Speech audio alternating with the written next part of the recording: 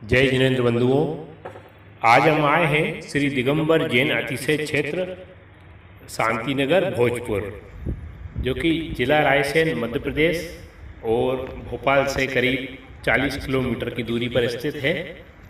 और एक सुंदर से अतिशय क्षेत्र, ऐतिहासिक अतिशय क्षेत्र को आप देख पा रहे हैं, जो कि यहाँ पर अंकित है जीर्णोद्धारक स्वर्गीय श्री लालचंद जी जैन, बाबा जी जिनको कहते हैं।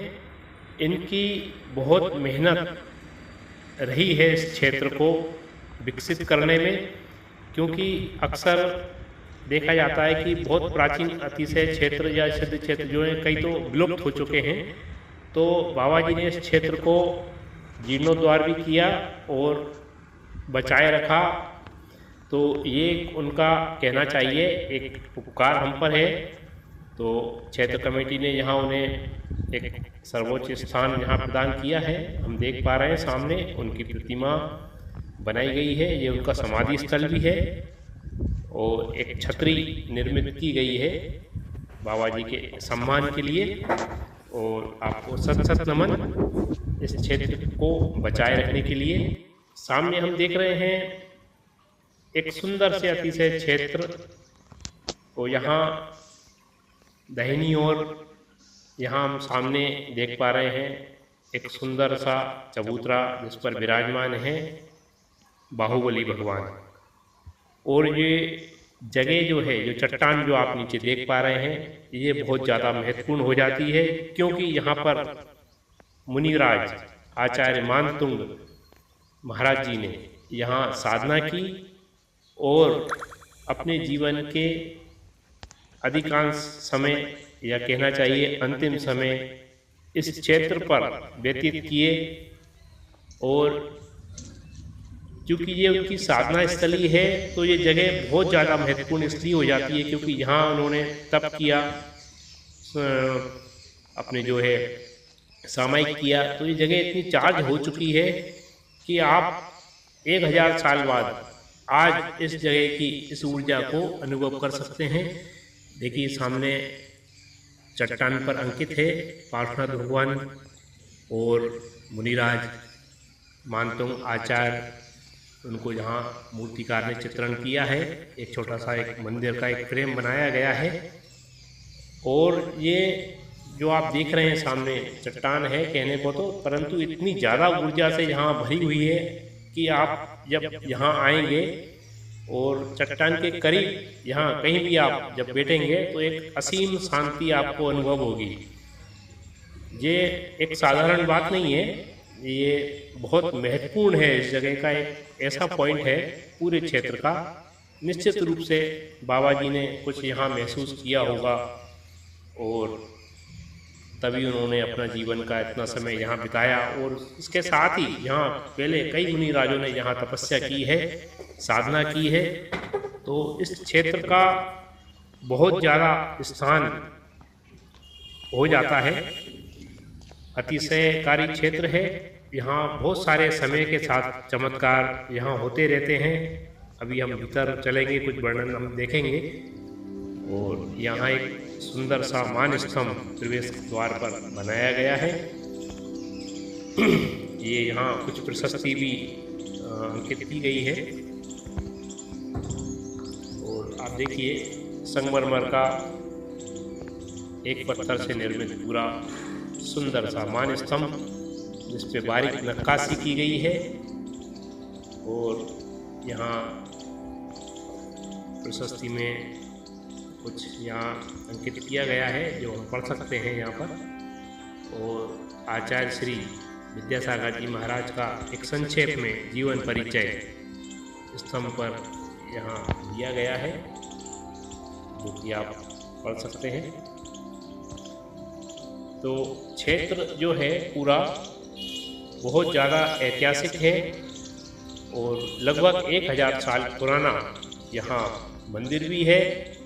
और ये काल उस समय जब आचार्य श्री मानतुंग आचार्य यहाँ रहे होंगे, तो आप सिर्फ कल्पना ही कर सकते हैं कि यहाँ कितनी एनर्जेटिक जगह रही होगी। और आज भी है, हम महसूस करते हैं जब भी यहाँ आप आएंगे अब सामने हम देख रहे हैं चतुर्थकालीन प्रतिमा, जो कि यहाँ पहले मंदिर में विराजमान रही होंगी, नेमिनाथ भगवान की, और जो कि खंडित अवस्था में है, परंतु इतनी ज़्यादा ऊर्जावान है कि हम सामने खड़े होते हैं तो हम उसको, उन वर्गणाओं को समझ पाते हैं।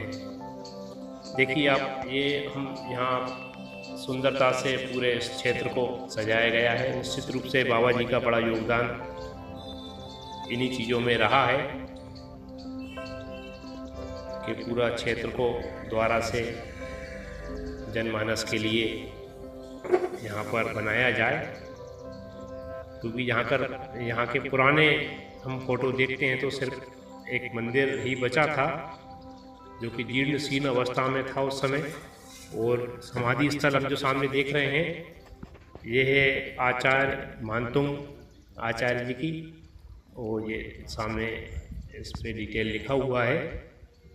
और जो उनका समाधि काल रहा करीब 1055 सन 1055 में, आज से हम जोड़ें तो करीब 968 1000 साल करीब पुरानी ये समाधि स्थल, जहाँ आचार्य मानतुंग जी ने समाधि ली। तो अपने आप में बहुत अद्भुत जगह, जहाँ इनकी टोंक बनी हुई है।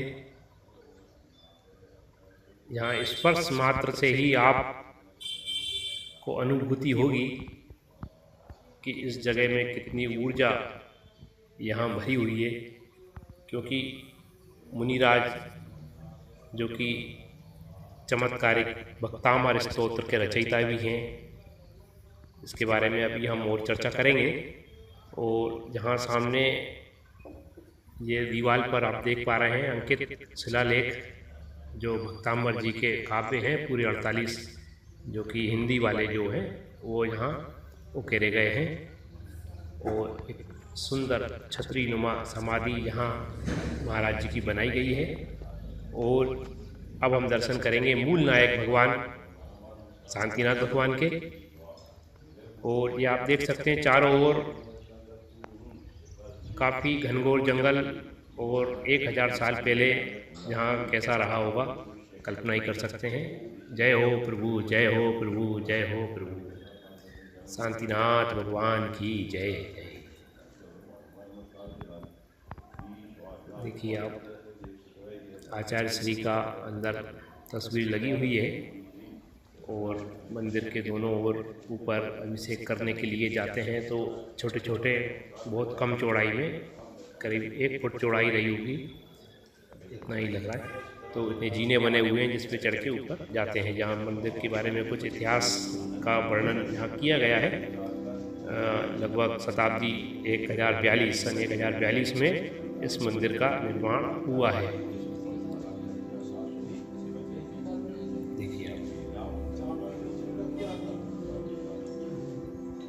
तो लगभग 1000 से ज़्यादा साल पुराना ये जो मंदिर है हम जो दर्शन कर रहे हैं आज। और यहाँ समय के साथ काफ़ी अतिशय हुए हैं। एक अतिशय का विवरण यहाँ पर दिया गया है। यहाँ एक तस्वीर भी लगी हुई है उसकी। यहाँ पर जो मूल नायक भगवान है शांतिनाथ भगवान, उनके चरणों के बीच में एक नागराज लगातार 15 दिन तक यहाँ बने रहे। ये देखिए आप, तस्वीर आप सामने देख रहे हैं। और साथ में ये बाबा जी की फोटो भी यहाँ पर है। और ये नागराज 15 दिन तक यहीं बने रहे। अब ये कोई यक्ष हैं, कोई देव हैं, इसके बारे में हम नहीं कह सकते। तो निश्चित रूप से ये एक अतिशय का ही विषय है। देखिए आप, यहाँ गर्भगृह में एक अलौकिक शांति यहाँ मिलती है। और चारों ओर दूर दूर तक कोई बस्ती नहीं है। और आज जबकि ये हालत है तो आप अंदाज़ा लगाइए कि 1000 साल पहले यहाँ कैसा क्या रहा होगा, कैसी बस्ती रही होगी, क्या रहा होगा। और इतना प्राचीन मंदिर, इसकी शैली देखकर लगता है कि काफ़ी कितने समय पूर्व ये रहा होगा। देखिए आप, लगभग ऐसा हम जो देखते हैं केदारनाथ का मंदिर है ऐसे पुराना उस शैली में बना हुआ, क्योंकि यहाँ पर पास में ही एक शिव जी का मंदिर भी है, वो भी लगभग समकालीन है दोनों, ये मंदिर और वो वाला मंदिर दोनों समकालीन है, राजा भोज के द्वारा ही बनवाए गए हैं। तो वहाँ भी इस तरह की बनावट है, तो लगभग एक ही समय के मंदिर दोनों बने हुए हैं। और ये मंदिर अच्छा मतलब अपने ये शांतिनाथ भगवान जी नायक हैं उनका है। देखिए आप, बहुत प्राचीन मंदिर।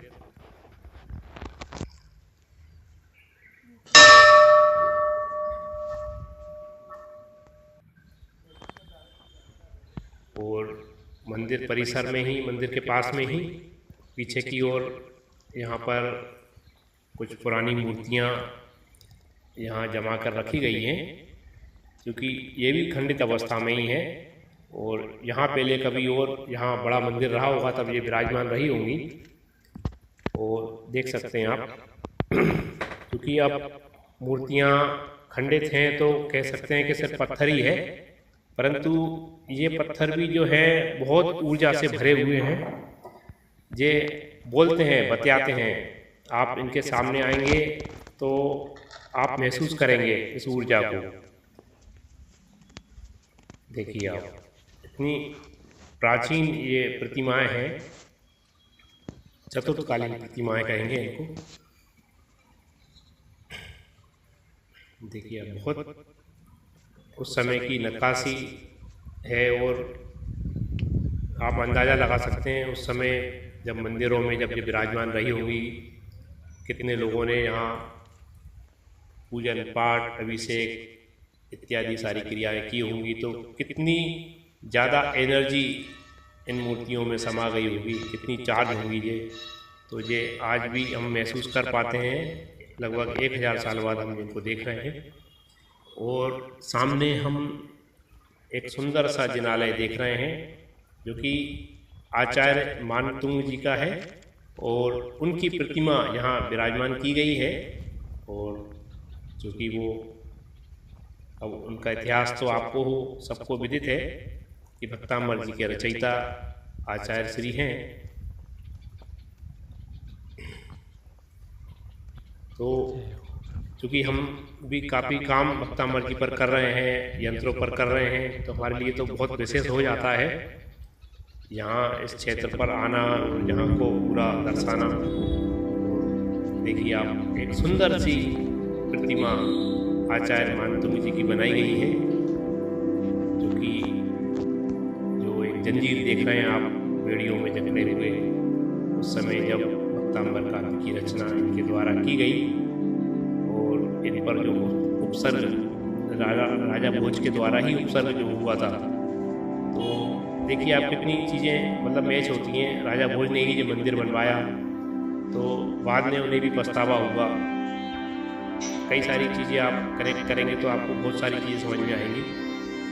तो हम देख रहे हैं, और ये इनके हाथ में जो बनाया गया है मूर्ति में एक, जिससे कि वो भक्तामर जी की जहाँ इन्होंने पूरी रचना करी। और ये क्षेत्र को आप देखिए, आप चारों ओर से घनघोर जंगल